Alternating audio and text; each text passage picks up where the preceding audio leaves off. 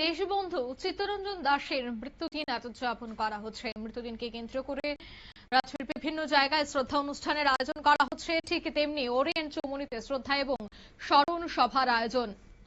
এদিন Orient চৌমুহনীতে AIDSO, এআইডিওয়াইও, এআইএমএসএস এর যৌথ উদ্যোগে স্বাধীনতা সংগ্রামী দেশবন্ধু চিত্তরঞ্জন দাশের মৃত্যু দিবস পালন করা হয়।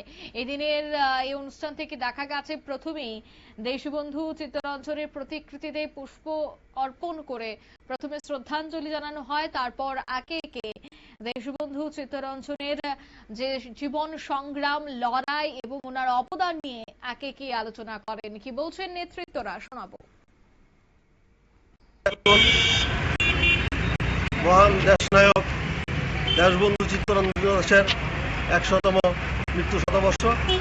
এ উপলক্ষে আমরা অল ইন্ডিয়া ডিএসও, ডিআইও এবং এমএসএস যৌথ উদ্যোগে সারা দেশব্যাপী ওনার মৃত্যু দিবসটা যথাযোগ্য মর্যাদার সহিত পালন করছি এবং রাজ্য আমরা আজকে ওরিয়েন্ট চৌমুহনীতে বিভিন্ন কর্মসূচির মাধ্যমে ওনার মৃত্যু দিবসটা উদযাপন করছি।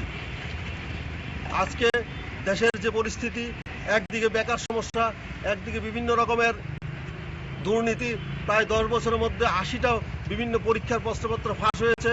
তার পাশাপাশি মূল্যবৃদ্ধি থেকে শুরু করে নারী নির্যাতন, মদ মাদক প্রসার হচ্ছে। আজকে উনি যে সময় দেশের স্বাধীনতা আন্দোলনে 1907 সনে প্রথম উনি আইনের যে ওকালতির সাথে ব্যারিস্টারি পদে কাজকর্ম শুরু করেছিলেন এবং 1917 সনে উনি ভারতবর্ষ কংগ্রেসের মাধ্যমে ভারতবর্ষের স্বাধীনতা আন্দোলনে অংশগ্রহণ করেছিলেন এবং 1923 সনে মতিলাল নেহরুর সাথে মিলিত হয়ে ভারতবর্ষের স্বরাজ পার্টি গঠন করেছিলেন এবং স্বরাজ পার্টিকে বিস্তার লাভ করার জন্য উনি সারা দেশে কঠোর পরিশ্রম করেছিলেন এবং শেষ পর্যন্ত পশ্চিমবাংলায়।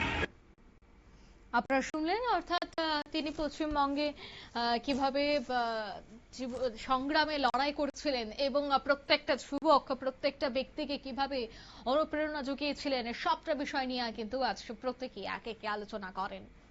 নিয়ে নিচ্ছি ছোট্ট একটি বিজ্ঞাপন বিরতি, সঙ্গে থাকুন।